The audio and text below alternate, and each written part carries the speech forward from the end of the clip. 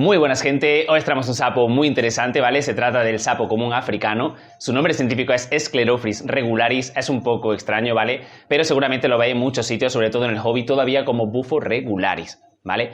Es un sapo todoterreno, lo podemos encontrar desde lo que viene siendo sabana seca hasta bosques tropicales, humedales, zonas periféricas urbanas, en cualquier sitio. Y bueno, es un sapo que tiene una distribución muy amplia. Por ejemplo, en la zona central africana lo vemos desde Etiopía, Uganda, Ghana, Guinea, toda esta zona. Y en el noroeste de África también, ¿vale? Sobre todo en lo que viene siendo la zona más extrema. De igual manera, no nos vamos a entrar en lo que viene siendo la localización porque es un complejo que tiene bastante conflicto genético. Por ejemplo, con la especie Ceros, ¿vale? ¿Recordáis la Phelophylax? La típica rana europea, básicamente le pasa lo mismo. Necesita estudiarse en zonas muy determinadas porque si no, no se sabe la especie. Así que nada, vamos a verlo un poquito más de cerca y vamos a hablar sobre él. Vale, aquí sería donde habita, ¿vale? Donde yo lo tengo. Es un sapo, ya os digo, muy activo, ¿vale? Y muy curioso, le gusta investigar durante la noche, pero por el día estará siempre escondido, o enterrado o refugiado. ¿Ves? En este caso lo tenemos aquí, ¿vale? Vamos a ver, pequeño. Vamos a intentar limpiarlo para que lo veáis un poquito mejor, pero no le gusta la luz, ¿vale? Así que querrá huir. Y el tamaño básicamente es similar al Spinosus que tenemos aquí en la península. Los machos, como en este caso, suelen ser entre 6 y 9 centímetros y las hembras entre 7 y 13 centímetros. Ya os digo, son bastante tranquilotes, pero tienen buen salto y en el agua de hecho se impulsan muy bien con estas patitas. Bueno, con estas patas traseras. Mirad qué ojazos tiene. Bueno, sabemos que es macho porque si miramos aquí, ¿veis el saco bucal que tiene? Vocal tan grande, ¿vale? Además negro porque ya es un macho madurito, ¿vale? Ya es adulto, es reproductor. Mirad qué cosa tan bonita. La coloración suele tener variedad muy amplia entre tonos verdes y marrones, ¿vale? Tonalidades más oscuras, más claras, más uniformes, con manchas mucho más oscuras, ¿vale? Uy, que normalmente son bastante simétricas. De igual manera, cuando son juveniles es posible que tenga aquí una línea verde, ¿vale? Como por ejemplo el sapo corredor, ¿vale? El calamita que tenemos también por aquí. Muy bonito. Tiene las parótidas bastante pronunciadas, ¿vale? También se le nota su verrugosidad. Mirad qué cosa tan bonita. Los ojos me encantan. Directamente todos los anuros suelen tener unos ojos increíbles. Y ya os digo, por el día básicamente va a estar siempre enterrado o escondido, pero por la noche es muy activo. De hecho, veréis que cuando le pongáis comida, el sapo va a ir corriendo, o toda la comida que tengáis, a comer. En cautividad pueden vivir más o menos unos, vamos a decir, 8 o 10 añitos si lo tenéis bien cuidado. La reproducción es algo muy complejo, que seguramente lo grabemos en un vídeo aparte, porque en interior necesitamos agua fija, sistema de lluvia, un poquito de bajada de temperatura, y es muy complicado. Aún así, hay veces que reproducen y tenemos más o menos unos 350 crías, ¿vale? Más o menos. Vale, este sería su terrario. Ya os comento que este tipo de sapo es perfecto para iniciarse en lo que viene siendo el hobby. Son animales maravillosos y bueno, en este caso esta zona es de 60 por 40, lo cual sería ideal para, por ejemplo, una pareja.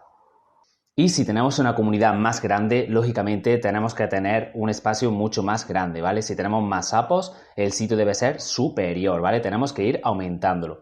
Podemos utilizar cajas de plástico, como en este caso, ¿vale? Terrarios, acuarios, peceras, no importa, pero que tenga todos sus requisitos, ¿vale? Además, una ventilación y que no pueda escaparse, muy importante. Y bueno, para el sustrato podéis utilizar fibra de coco, ya sabéis que a mí me encanta, lo veo un sustrato maravilloso. O una cosa que sería perfecta si la podéis hacer y os gusta es ponerle diferentes sustratos, ¿vale? Con diferentes contrastes. Por ejemplo, en este lado podéis poner un cuadradito de arena, aquí fibra de coco y aquí, por ejemplo, mantillo. Un poco de variación le vendrá genial. Respecto al tema de la humedad, tiene que estar más o menos en torno al 50-70%, ¿vale? Sería lo ideal. Mirad qué bonito. Y bueno, yo lo que hago es todos los días pulverizarlo, ¿vale? Lo vais a necesitar, sobre todo si vivís en zonas calurosas para mantener la humedad más alta. La temperatura tiene que estar en torno a 22 o 27 grados. Lo ideal es que baje un poquito por la noche y se suele usar manta térmica, básicamente porque es un animal nocturno, por lo cual no necesita luz. Sí necesita diferenciar la noche del día, ¿vale? Con la claridad de una ventana es suficiente para que básicamente tenga su fotoperiodo y se adapte mucho mejor. ¿Qué pasa, guapo? Esta postura suele ser defensiva, ¿veis? Esconde su cabeza, se puja un poquito. Mira. ¿Veis cómo empuja? Esta es su postura defensiva, lo acabamos de ver en directo, perfecto. Y bien, El agua, esto es muy importante, yo tengo este cacharrito, la profundidad debe de ser baja, básicamente si el sapo entra, que la cabeza se quede por la parte de fuera, ¿vale? Los ojitos y la nariz. Esto sería lo ideal.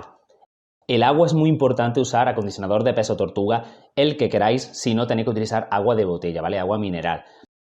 Ya sabéis que como respiran también por la piel y tal, el cloro y otras sustancias son tóxicas para ellos. Y os digo, esto lo vais a cambiar todos los días, son súper guarros. Esto que veis aquí es una caca, por ejemplo, ¿vale? De hecho, una caca de este sapo. Mirad el tamaño que tienen sus heces. Pero bueno, ya os digo que lo espurrean todo, lo llenan de sustrato y vais a tener que cambiarlo diariamente.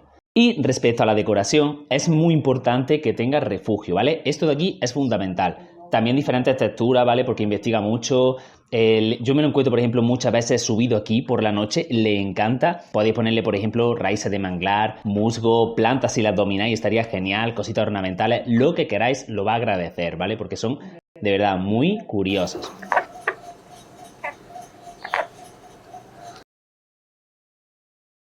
Y nada, ahora lo que vamos a hacer es hablar un poquito de la alimentación y ya mismo terminamos.